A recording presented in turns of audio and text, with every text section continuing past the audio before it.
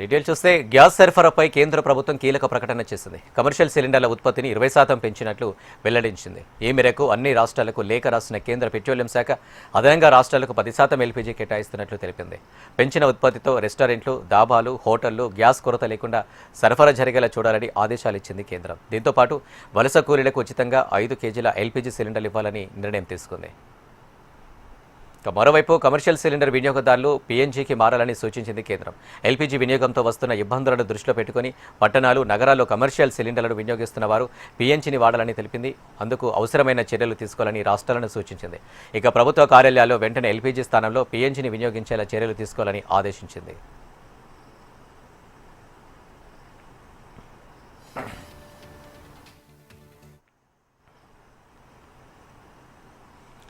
Iran అధ్యక్షుడు పెజెష్కియాన్తో మాట్లాడినట్టు X వేదికగా ప్రధాని మోడీ వెల్లడించారు. పశ్చిమాసియాలో పరిస్థితులపై ఆయన చర్చించారు. ఇక ఇరాన్లోని మౌలిక స్థావరాలపై జరుగుతున్న దాడులను ఖండించారు. నౌకాయాన స్వేచ్ఛను పరిరక్షించి షిప్పింగ్ మార్గాలను తెరవాలని కోరారు. ఇరాన్లోని భారత పౌరులకు భద్రత కల్పించాలని ప్రధాని మోడీ ప్రశంసించారు. పశ్చిమాసియాలో కొనసాగుతున్న ఉద్రిక్తతలపై కేంద్ర రక్షణ మంత్రి రాజ్నాథ్ సింగ్ స్పందించారు. ప్రస్తుతం ప్రపంచం సంక్షోభాన్ని ఎదుర్కొంటుందని చెప్పారు. భారతదేశానికే కాకుండా యావత్ ప్రపంచానికే ఇది ఆందోళనకర కలిగించే విషయమని అన్నారు. యుద్ధానికి పరిష్కారం యుద్ధంతో లభించదని, చర్చలు దౌత్యంతో లభిస్తుందని ప్రధాని మోడీ కూడా చెప్పారన్నారు. పశ్చిమాసియాలో నెలకొన్న ఉద్రిక్తతలు తగ్గించేందుకు చర్చలు, దౌత్య ప్రయత్నాలు చేయాలన్నారు రాజ్నాథ్ సింగ్. ఈ సంక్షోభం కారణంగా తలెత్తే ఇంధన, ఎరువుల సంక్షోభాన్ని ఎదుర్కొనేందుకు ప్రధాని మోడీ చేస్తున్న ప్రయత్నాలు కూడా ప్రశంసించారు. आप जानते हैं दुनिया में इस समय युद्ध चल रहा है. जिस तरह से पश्चिम एशिया में लगातार हमले हो रहे हैं, मैं समझता हूं केवल भारत के ही लेने नहीं बल्कि पूरे विश्व के लिए एक चिंता का विषय है. लेकिन भारत ने साफ तौर पर अपने पक्ष को रखते हुए कहा था और आज भी कहा है हमारे प्रधानमंत्री मोदी जी ने, विश्व की इस समय की जो सबसे गंभीर समस्या है, जिस तरह से विश्व में युद्ध चल रहा है, उसका समाधान निकालना है तो वह युद्ध के माध्यम से उसका समाधान नहीं निकलेगा. उसका समाधान निकलेगा तो डायलॉग और डिप्लोमेसी से ही निकलेगा. बातचीत और कूटनीति के जरिए ही निकलेगा और बातचीत और कूटनीति के जरिए ही विश्व की समस्या का समाधान निकाला जाना चाहिए मेरे बहनों भाइयों.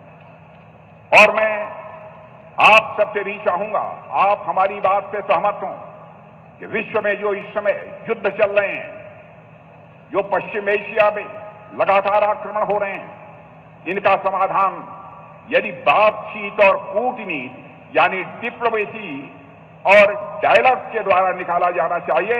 इससे आप सहमत हैं तो मैं चाहूंगा एक बार हाथ उठाकर तालियां बजाइए तो मैं मान लूं कि उत्तराखंड की जनता भी इस बात से पूरी तरह सहमत है. ఇజ్రాయెల్, అమెరికా, ఇరాన్ల మధ్య దాడులు, ప్రతిదాడులతో పశ్చిమాసియాలో ఉద్రిక్తత పరిస్థితులు కొనసాగుతున్నాయి. ఈ క్రమంలోనే ఇరాన్లోని నతాంజ్ అణుశక్తి కేంద్రంపై మరోసారి దాడులు జరిగాయి. ఈ దాడులను ఇరాన్ అణు ఇంధన సంస్థ తీవ్రంగా ఖండించింది. అమెరికా, ఇజ్రాయెల్ దళాలు వైమానిక దాడులు చేశాయి. అయితే రేడియో ధార్మిక పదార్థాల లీకేజ్ జరగలేదని, పరిసర ప్రాంతాల నివాసితులకు ఎలాంటి ప్రమాదం లేదని వెల్లడించింది. అమెరికా, ఇజ్రాయెల్లే నేరపూరిత చర్యలో భాగంగానే నతాంజ్ను లక్ష్యంగా చేసుకున్నాయని మండిపడింది. ఈ దాడులు అణ్వస్త్ర వ్యాప్తి నిరోధక ఒప్పందం, ఇతర అణుభద్రత నిబంధనలు, అంతర్జాతీయ చట్టాలను ఉల్లంఘించాయని పేర్కొంది. పశ్చిమాసియా యుద్ధ నేపథ్యంలో ఇంధన సరఫరాపై ప్రపంచవ్యాప్తంగా ఆందోళనలు వెల్లువెత్తుతున్నాయి. ఈ క్రమంలో సముద్రంలో నిలిచిపోయిన ఇరాన్ చమురుపై ఆంక్షలను ఎత్తివేస్తున్నట్లు ప్రకటించింది అమెరికా. ఇరాన్ చమురు అమ్మకాలకు 30 రోజులు మినహాయింపు జారీ చేసింది. అంతర్జాతీయ మార్కెట్లో చమురు సరఫరాను పెంచేందుకు ఈ నిర్ణయం తీసుకున్నట్లు అమెరికా ట్రెజరీ కార్యదర్శి స్కాట్ బేసెంట్ తెలిపారు. ఈ తాత్కాలిక చర్యతో 14 కోట్ల బ్యారెళ్ల ఇరాన్ చమురు ప్రపంచ మార్కెట్లోకి వస్తుందన్నారు. సముద్రంలో నిలిచిపోయిన ఇరాన్ చమురు విక్రయించడానికి మాత్రమే అనుమతులు వర్తిస్తాయన్నారు. అమెరికా మినహాయింపులపై ఇరాన్ స్పందించింది. ప్రస్తుతం అంతర్జాతీయ మార్కెట్లకు సరఫరా చేసేందుకు తమ వద్ద అదనపు ముడి చమురు లేదని టెహ్రాన్ తెలిపింది. ఈ మేరకు ఇరాన్ ఇంధన మంత్రిత్వ శాఖ ప్రతినిధి ఎక్స్లో పోస్ట్ పెట్టారు.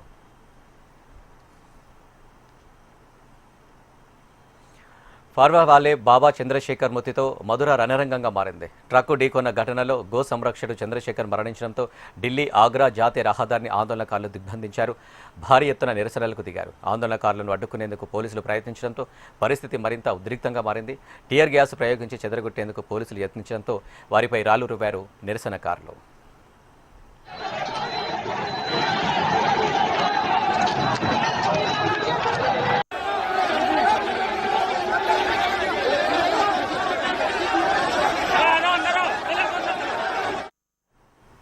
పన్నావాలే బాబాగా పేరుగాంచిన ప్రముఖ గోరక్షకుడు చంద్రశేఖర్ తెల్లవారుజామున 4 గంటల సమయంలో నవీపూర్ గ్రామ వద్ద రోడ్డు ప్రమాదంలో మరణించారు.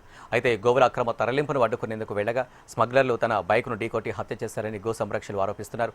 ఘటనా స్థలంలో ఒకరిని స్థానికులు పట్టుకోగా మరో 3 పరారయ్యారు. ప్రస్తుతం పోలీసులు నిందితుల కోసం గాలిస్తున్నారు. గోవుల స్మగ్లింగ్కు బాబా మృతికి సంబంధం లేదని ప్రాథమికంగా పోలీసులు నిర్ధారించారు. बढ़ाई ना ही जब खदेड़ दिया ना, ये दिक्कत है। फोर्स बढ़ानी चाहिए, मैं कह रहा हूँ फोर्स पूरी।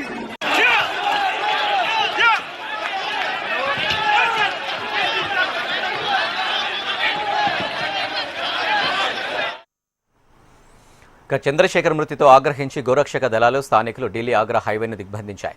చెత్త ప్రాంతంలో రోడ్డుపై బైఠాయించడంతో వాహనాలు భారీగా నిలిచిపోయాయి. ఇక మధుర ఘటనపై స్పందించిన యూపీ సీఎం యోగి ఆదిత్యనాథ్ బాధ్యులపై చర్యలు తీసుకోవాలని ఆదేశించారు. హత్య జరిగి ఉంటే నేరస్తులను ఎట్టి పరిస్థితుల్లో క్షమించేది లేదని సీఎంఓ ప్రకటనలో తెలిపింది.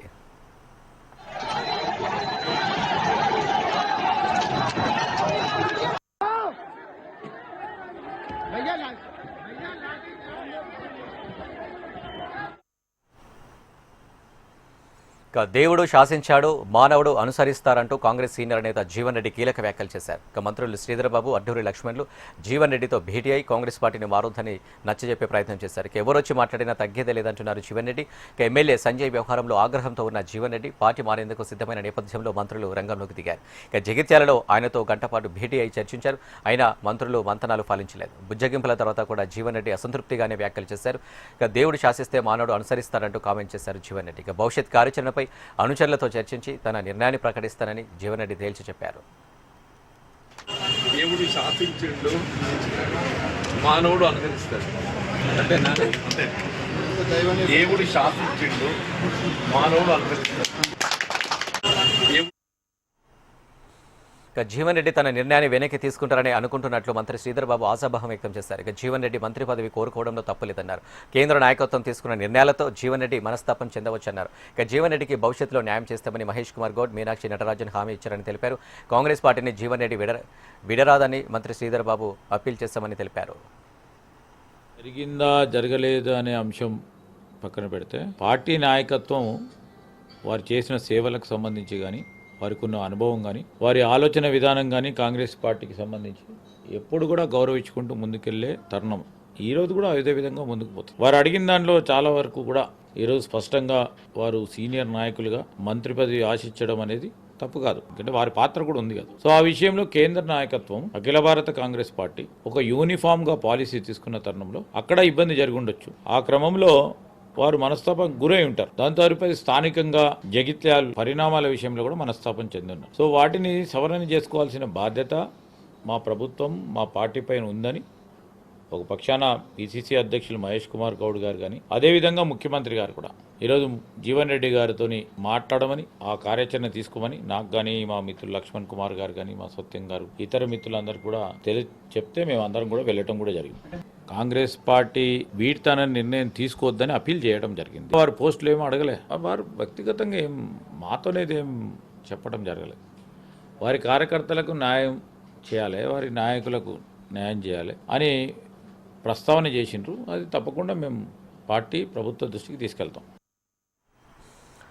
తెలంగాణ కాంగ్రెస్లో జీవన్ రెడ్డి వ్యవహారం కాకరేపుతున్న వేళ కోరుట్ల ఎమ్మెల్యే సంజయ్ కీలక వ్యాఖ్యలు చేశారు. జీవన్ రెడ్డి చాలా మంచి మనిషి అని, అందుకే ఆయనంటే తనకు చాలా గౌరవం ఉందని తెలిపారు. అవినీతి అంటే తెలియని జీవన్ రెడ్డి లాంటి నేతలు రాజకీయాల్లో ఉండాలన్నారు. జీవన్ రెడ్డి తమ పార్టీలోకి వస్తానంటే భుజాలపై తీసుకెళ్తారని కామెంట్ చేశారు ఎమ్మెల్యే సంజయ్. ఆహ్వానిస్తానంటే నాకు ఒకసారి ఇలా పొమ్మంటే ఆయన దగ్గరికి నేను పోయి అలాంటి వాళ్ళని నేను భుజాన్ని తీసుకొని వస్తాను. నేను అంత మంచి మనిషి ఆయనంతా గౌరవం, నాకు నిజంగా గౌరవం.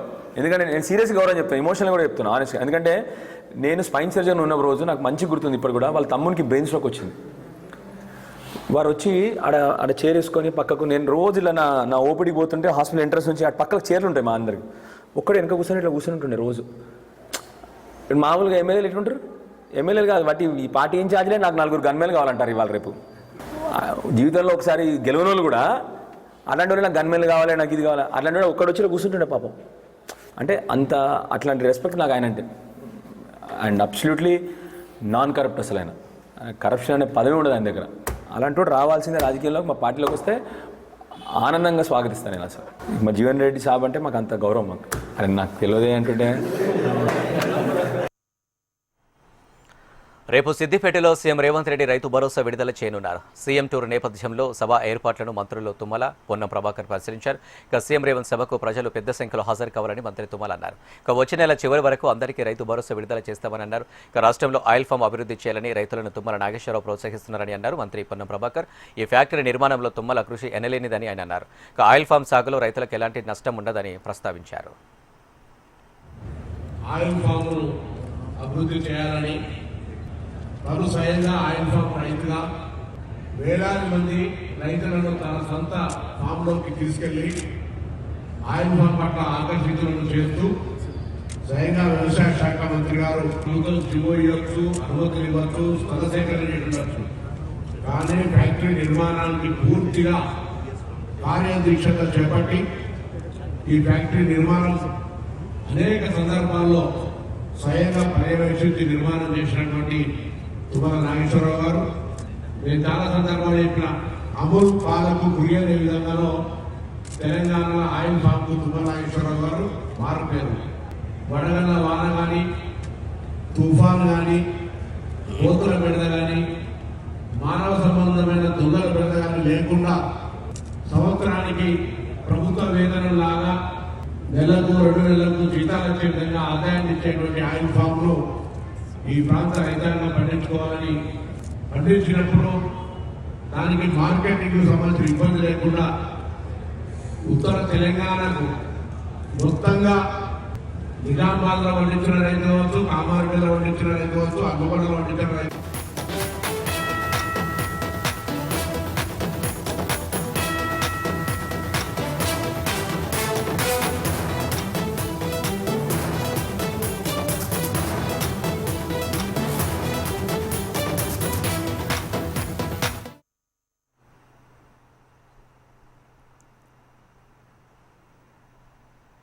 బీఆర్ఎస్ హయాంలో అయిన పనులకే కేంద్ర హోంమంత్రి అమిత్ షాకు రాజా సింగ్ లేఖ రాశారు.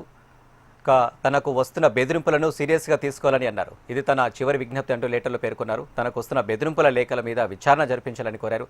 తన కుటుంబానికి హాని జరిగితే చూస్తూ ఊరుకోనని స్వయంగా తానే చర్యలు తీసుకుంటానని రాసుకొచ్చారు. దీనికి సంబంధించి మరిన్ని డీటెయిల్స్ మా ప్రతినిధి గోవింద్ అందిస్తారు. గోవింద్.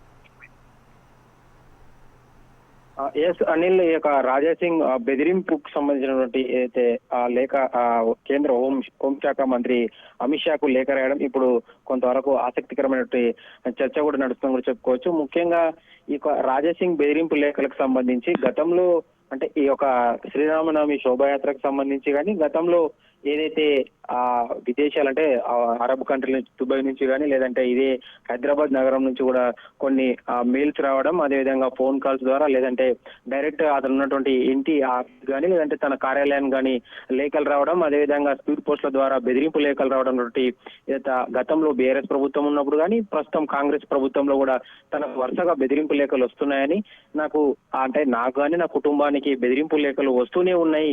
ఇక్కడ స్థానిక పోలీసులకు ఎన్నిసార్లు విన్నవించుకున్నప్పటికీ కూడా ఎలాంటి చర్యలు తీసుకోకపోగా ఇక పోలీసులు కూడా ఇట్లాంటివన్నీ కూడా సర్వసాధారణం అనే కోణంలో కూడా పోలీసులు పట్టించుకోవట్లేదని ఈ చాలా సార్లు రాజాసింగ్ బహిరంగంగానే ఆ మీడియా ముఖంగా చెప్పినటువంటి పరిస్థితులు మనం చూసుకోవచ్చు. ముఖ్యంగా ఆ యొక్క రాజాసింగ్ ఏదైతే రీసెంట్ గా అంటే ఒక 4-5 రోజుల క్రితం కూడా ఆ యొక్క శ్రీరామనవమి అంటే ప్రతి ఏటా రాజాసింగ్ భారీ ఎత్తున ఒక శ్రీరామనవమి అనే ర్యాలీ కూడా తీస్తూ ఉంటారు. ధూల్పేట నుంచి అంటే ఆకాష్పూర్ టెంపుల్ నుంచి కూడా హనుమాన్ ఇది ఒక 7 కిలోమీటర్ల ర్యాలీ ఉంటుంది. అంటే ఈ యొక్క ప్రతిసారి జరిగేటువంటి ఏదైతే శోభాయాత్ర ర్యాలీ ఉందో ఆ ర్యాలీలో కూడా ఖచ్చితంగా ఒక 2 బాంబులను అమర్చాం, 3 స్నైపర్లతోటి ఆ ర్యాలీలో మిమ్మల్ని లేపేస్తామంటూ కూడా బహిరంగ. Thank you Govind. బీఆర్ఎస్ హయాంలో అయిన పనులకే సీఎం రేవంత్ రెడ్డి ప్రారంభోత్సవాలు చేస్తున్నారని మాజీ మంత్రి హరీష్ రావు మండిపడ్డారు. మాది శ్రమ శిలాఫలకం మీదున్నారు. సిద్దిపేటలో ఆయిల్ ఫామ్ ఫ్యాక్టరీకి కాళేశ్వరం నీళ్లే వెళ్తాయన్నారు. ఎంతో ముందు చూపుతో ఆయిల్ ఫామ్ ఫ్యాక్టరీ ఏర్పాటుకు బీఆర్ఎస్ హయాంలో శ్రీకారం చుట్టామన్నారు. రేపు కాళేశ్వరం జలాలు తలపై చల్లుకోవాలని పాపం తగ్గుతుందన్నారు. కాళేశ్వరం కూలేశ్వరం అన్న రేవంత్ రెడ్డి ఇప్పుడు ఏం సమాధానం చెబుతారని ప్రశ్నించారు. మల్లన్న సాగర్ అడ్డుకోవడానికి రేవంత్ రెడ్డి 2 రోజులు అడ్డం పడుకున్నారన్నారు. ఇప్పటికైనా రేవంత్ రెడ్డి చిల్లర మల్లర మాటలు మానుకోవాలని సూచించారు. బీఆర్ఎస్ ప్రభుత్వం మంజూరు చేసింది, పనులు ప్రారంభించింది. సో ఆయిల్ పామ్ ఫ్యాక్టరీ ఈ ప్రాంతంలో రావడంలో కాళేశ్వరం ప్రాజెక్టు చాలా చాలా కీలకం. కాళేశ్వరం ప్రాజెక్టు లేకపోతే అసలు మనం ఈ ఆయిల్ పామ్ సాగు అనేది సిద్దిపేట ప్రాంతంలో మనం ఊహించలేం. కాళేశ్వరాన్ని కూలేశ్వరం అన్న రేవంత్ రెడ్డి ఆయన చేతుల మీదుగా ఈ ఆయిల్ పామ్ ఫ్యాక్టరీ ప్రారంభం అవడం అనేది శోచనీయం. అట్లీస్ట్ ఇప్పటికన్నా కళ్ళు తెరువు రేవంత్ రెడ్డి. కాళేశ్వరం కూలేశ్వరం కాదు, కాళేశ్వరం తెలంగాణకు వరం. నువ్వు నర్మెటలో ఏ ఆయిల్ పామ్ ఫ్యాక్టరీ ప్రారంభిస్తున్నావో ఆ ఆయిల్ పామ్ ఫ్యాక్టరీకి కూడా 20 కోట్ల లీటర్ల కాళేశ్వరం జలాలే ప్రతి సంవత్సరం ఇవ్వడం జరుగుతుంది. ఆ నర్మెట పక్కనే కెనాల్ పోతా ఉంది. అక్కడ దాకా పోయి నెత్తి మీద నీళ్లు జల్లుకొని నీ పాప పరిహారం చేసుకో. ఆ రోజుల్లో మేము కాళేశ్వరం ప్రాజెక్ట్ కట్టేటప్పుడు మల్లన్న సాగర్ ను అడ్డుకోవడానికి 2 రోజులు నువ్వు అడ్డం పండుకున్నవాడా. నువ్వు అడ్డం పండుకున్నా, హైకోర్టులో కేసులేసినా, ప్రాజెక్టును నువ్వు ఎన్ని రకాలుగా అడ్డుకోవాలని ప్రయత్నం చేసినా మొక్కవోని దీక్షతో ఆ రోజు మేము ఈ ప్రాజెక్టులు పూర్తి చేసినాం. ఈ జిల్లా రైతాంగానికి కాళేశ్వరం జలాలు అందించిన ఘనత బీఆర్ఎస్ ప్రభుత్వంది, కేసీఆర్ గారిది. అడ్డం పండుకున్నది నువ్వు, కాళేశ్వరం అడ్డుకున్నది నువ్వు, కోర్టుల్లో కేసులు వేసింది మీరు. కానీ మొక్కవోని దీక్షతో ఈ ప్రాజెక్టు పూర్తి చేసినాం. ఇవాళ ఈ ప్రాంతంలో ఆయిల్ పామ్ సాగైతుందంటే, ఇవాళ ఈ ప్రాంతంలో ఆయిల్ పామ్ ఫ్యాక్టరీ వచ్చిందంటే, ఇలాంటి పంటలు పండిస్తున్నారంటే ఇదంతా కాళేశ్వరం ప్రాజెక్టు వల్లే. ఇప్పటికైనా చిల్లర మాటలు మానుకో. ఇవాళ అర్థమైందా? నిన్నటిదాకా కాళేశ్వరం కూలేశ్వరం అన్నావు. ఇవాళ నువ్వు ఆ కాళేశ్వరం జలాల మీద పండిన పంటకు, కాళేశ్వరం జలాల మీద పెట్టిన ఫ్యాక్టరీకి నీ చేతుల మీదుగా రిబ్బన్ గా తీస్తున్నావు. ఇప్పటికైనా కాంగ్రెస్ ప్రభుత్వంపై బీఆర్ఎస్ వర్కింగ్ ప్రెసిడెంట్ కేటీఆర్ విమర్శలు గుప్పించారు. బీఆర్ఎస్ నేతలతో సమావేశమైన కేటీఆర్ 6 గ్యారెంటీల అమలులో కాంగ్రెస్ ఫెయిల్ అయిందని అన్నారు. గ్యారెంటీల చట్టబద్ధత కోసం ప్రైవేటు బిల్లును అసెంబ్లీలో ప్రవేశపెడతామని ఆయన అన్నారు. నిధుల మంజూరు అంశంలో ప్రభుత్వంపై ఒత్తిడి తీసుకొస్తామని కేటీఆర్ అన్నారు. 6 గ్యారెంటీల పేరు చెప్పి అధికారంలోకి వచ్చి ప్రజలను మోసం చేశారని మండిపడ్డారు. ఏదైతే ఉన్నదో రాష్ట్ర శాసనసభలో, శాసన మండలిలో మేము ప్రవేశపెట్టబోతా ఉన్నాం. ఈ వచ్చే శుక్రవారం రోజు ప్రవేశపెట్టబోతా ఉన్నాం. 6 గ్యారంటీలకు చట్టబద్ధత కల్పిస్తూ మరి వెంటనే దీన్ని ఆమోదించాలని కోరుతూ ఈ బిల్లును మేము ఇంట్రడ్యూస్ చేయబోతా ఉన్నాం. మీరు సంతకం పెట్టిన ఫైలు మరి ఇప్పటివరకు దొరకట్లేదు. తప్పకుండా దాన్ని కూడా వెతుకుతాం, పట్టుకుంటాం. కానీ ఈ లోపల మీకు ఇబ్బందిగా ఉంది కాబట్టి, మీరు పెట్టలేకపోతున్నారు కాబట్టి మేము బిల్లు తయారు చేసుకొని వచ్చినాం. మరి ఆ బిల్లును దయచేసి ప్రవేశపెట్టే విధంగా సహకరించాలని గౌరవ స్పీకర్ గారిని కలుస్తాం, చైర్మన్ గారిని కలుస్తాం, మెంబర్లందరికీ బిల్లు కాపీస్ ఇస్తాం. ఇచ్చి ఈ బిల్లుకు మద్దతు ఇవ్వాలని చెప్పి కూడా మా లాబింగ్ కూడా మేము చేస్తాం. 2.5 ఏళ్ళు అయిపోయిన తర్వాత, 840 రోజులు అయిపోయిన తర్వాత ఆ ఫైల్ ఎక్కడ ఉంది అని అడిగితే సమాధానం చెప్పలేని దుస్థితి ప్రభుత్వానికి ఉంటుందా ఎక్కడైనా దేశంలో? ఇవాళ ఆ దుస్థితి రాష్ట్రంలో కనబడతా ఉంది. అందుకే ఈ 6 గ్యారంటీల విషయంలో మేము పట్టుబడుతున్నాం. అందుకే రాష్ట్ర ప్రజలకు న్యాయం జరగాలి. మహిళలకి 2,500 రూపాయలు మీరు ఇచ్చిన హామీ మేరకు రావాలి. వెంటనే మహాలక్ష్మి పథకం ప్రారంభం కావాలి. అట్లాగే 4,000 పెన్షన్ పెద్ద మనుషులందరూ ఎదురు చూస్తూ ఉన్నారు ఎప్పుడు ప్రారంభం అవుతుంది అని. చేయూత కింద 4,000 అన్నారు, వెంటనే ప్రారంభం కావాలనే ఈ మొత్తం రాష్ట్రంలోని పెద్ద మనుషులందరి తరపున ఈ ప్రైవేట్ మెంబర్ బిల్లు పెడతా ఉన్నాం. అట్లాగే రైతు భరోసా అన్నారు మీరు. రైతు బంధు కాదు, రైతు భరోసా 10,000 కాదు 15,000 అన్నారు. అది ఆ రాష్ట్రంలోని 70 లక్షల మంది రైతుల తరపున ఈ ప్రైవేట్ మెంబర్ బిల్లు పెడతా ఉన్నాం. రాష్ట్రంలోని 22 లక్షల మంది కౌలు రైతుల తరపున ఈ బిల్లు పెడతా ఉన్నాం. ఎందుకంటే మీరు కౌలు రైతులకు కూడా మరి 15,000 ఇస్తామని చెప్పారు కాబట్టి కౌలు రైతుల తరపున ఈ బిల్లు పెడతా ఉన్నాం. అట్లాగే రాష్ట్రంలో ఉన్న 5 లక్షల మంది దివ్యాంగులకి మీరు ఇచ్చిన మాట 6,000 రూపాయల పెన్షన్ అని 100 రోజుల్లో, వారి తరపున ఈ బిల్లు పెడతా ఉన్నాం. రాష్ట్రంలోని విద్యార్థులందరూ ఎదురు చూస్తూ ఉన్నారు విద్యా భరోసా కార్డు, అది కూడా 6 గ్యారెంటీల్లో ఒక హామీ. 5 లక్షల రూపాయల విద్యా భరోసా కార్డు ఇస్తామన్నారు. మరి రాష్ట్రంలోని విద్యార్థులందరి తరపున ఫీజు రీయింబర్స్మెంట్ బకాయిల కోసం ఎదురు చూస్తున్న రాష్ట్ర విద్యార్థులు. కాంగ్రెస్ బీఆర్ఎస్ 2 ఒకటేనని కేంద్ర మంత్రి బండి సంజయ్ అన్నారు. కాళేశ్వరం ఫోన్ ట్యాపింగ్ ఈ రేసులో కేసీఆర్ కుటుంబాన్ని ఎందుకు అరెస్టు చేయడం లేదని ప్రశ్నించారు. ఇక ఫోన్ ట్యాపింగ్తో ప్రజల భవిష్యత్తును నాశనం చేసిన ప్రభాకర్ రావుకు బెయిల్ రాకుండా ప్రభుత్వ న్యాయవాదులు ఎందుకు వాదించలేకపోయారని ఆక్షేపించారు. ఇక బడ్జెట్లో అంకెల గారడి ప్రగల్భాలు తప్ప ఇంకేమీ లేదని ఎద్దేవా చేశారు. ఇక బీఆర్ఎస్ పార్టీపై తాను చేసినంత పోరాటం ఎవరు చేయలేదన్నారు బండి సంజయ్. నేను గతంలో డిమాండ్ చేస్తా, మళ్ళీ డిమాండ్ చేస్తున్నా. డ్రగ్స్ కేసు విషయంలో నీకు చిత్తశుద్ధి ఉంటే, నువ్వు బీఆర్ఎస్ పార్టీని వ్యతిరేకిస్తున్నా నువ్వు భావిస్తే, నేను గతంలో డిమాండ్ చేసిన అకున్ సబర్వాల్ రిపోర్ట్ ఏమైంది? సింపుల్ చెప్పు నాకు. అకున్ సబర్వాల్ గారి రిపోర్ట్ ఏమైంది చెప్పు నాకు. కేసీఆర్ గారు అప్పుడు డ్రగ్స్ విషయంలో ఎంక్వైరీ కమిషన్ వేసిండు. దానికి అకున్ సబర్వాల్ గారు అధికారి. ఆయన చాలామంది మహిళలతో సహా చాలామందిని విచారణ జరిపిండు, చాలామంది స్టేట్మెంట్ వీడియో రికార్డింగ్ చేసిండు. అప్పుడు బయటకు వచ్చింది దేశంలో డ్రగ్స్ ఏడు దొరుకుతాయి అంటే తెలంగాణలో దొరుకుతాయి అన్న పరిస్థితి ఆ రోజులో ఉండే. ఆయన పూర్తి ఒక నిజాయితీ గల అధికారి, నిబద్ధతతో కూడిన అధికారి, ఎవ్వరికి ఈనడైనే ఆయన విచారణ చేసి విచారణ నివేదిక తయారు చేసిండు. మినిస్ట్రీ ఆఫ్ కోల్ అన్ని భాగస్వాముల కృషితో దేశ ఆర్థిక అభివృద్ధికి బొగ్గు కీలక శక్తిగా నిలుస్తుందని కేంద్ర మంత్రి కిషన్ రెడ్డి ట్వీట్ చేశారు. వరుసగా రెండో ఏడాదిగా కూడా 1 బిలియన్ టన్నుల బొగ్గు ఉత్పత్తి సాధించి భారత్ గొప్ప మైలురాయిని చేరుకుందని పేర్కొన్నారు. ఇక భారత్ కోల్ రంగంలో ఇదో చారిత్రాత్మక ఘట్టమని అన్నారు. ఈ ఘనత దేశంలోని భక్తి భద్ర ఆత్మ నిర్భర భారత్ లక్ష్యానికి బలమైన పునాది అని ఆయన పేర్కొన్నారు. ఇక ప్రధాని మోడీ దూరదృష్టి నాయకత్వంలో కోల్ రంగం వేగంగా అభివృద్ధి చెందుతుందని ట్వీట్లో రాసుకొచ్చారు. త్వరలో తెలంగాణకు ప్రధాని మోడీ రానున్నారు. తమిళనాడు, కేరళ రాష్ట్రాల్లో ఎన్నికల ప్రచారంలో పాల్గొననున్న ఆయన తెలంగాణలోనూ పర్యటించనున్నారు. ఈ సందర్భంగా పలు అభివృద్ధి కార్యక్రమాలు, ప్రారంభోత్సవాలకు శ్రీకారం చుట్టనున్నారు. ప్రధాని మోడీ హైదరాబాద్ టూర్ నేపథ్యంలో పరేడ్ గ్రౌండ్లో బహిరంగ సభకు ప్లాన్ చేస్తుంది టీబీజేపీ.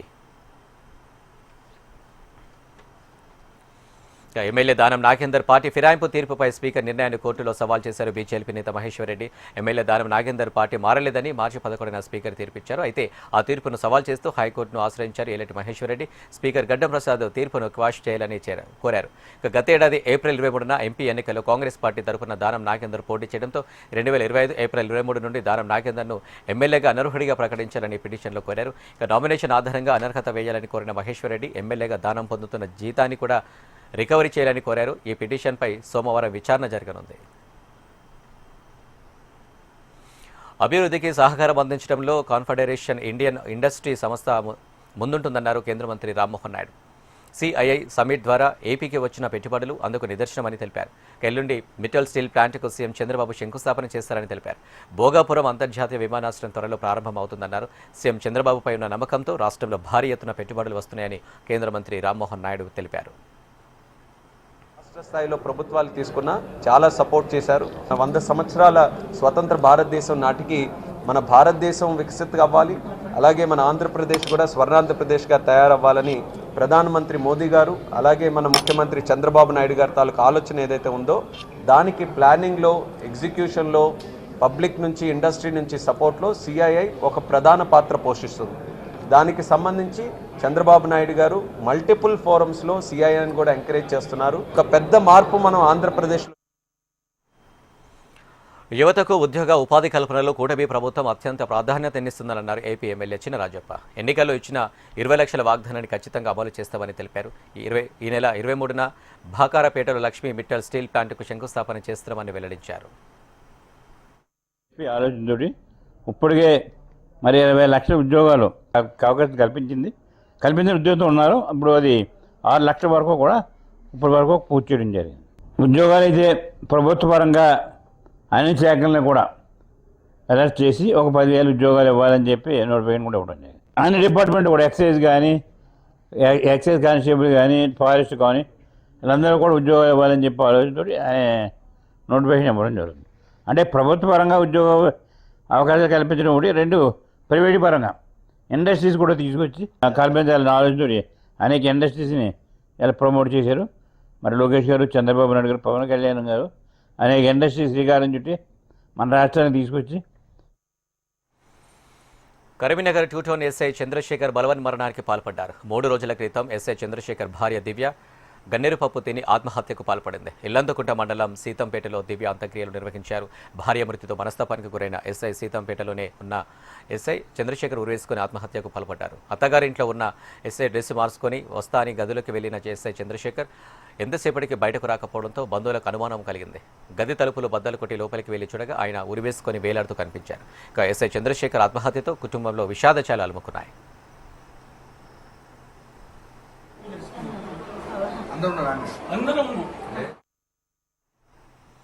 కొమరంభీం జిల్లా కాగజ్ నగర్ మండలం వల్లగొండలో పత్తి చేనులో పసికందు కలకలం రేపింది. పుట్టిన బిడ్డను గుర్తు తెలియని వ్యక్తులు గుడ్డలో కట్టి వదిలి వెళ్లారు. పసికందు ఏడుపు విన్న స్థానికులు గమనించిన పోలీసులకు సమాచారం ఇచ్చారు. ఇక పోలీసులు శిశువును సురక్షితంగా బయటకు తీసి సంరక్షణలోకి తీసుకున్నారు. ఇక బిడ్డను వదిలి వెళ్లిన వారి కోసం పోలీసులు గాలిస్తున్నారు.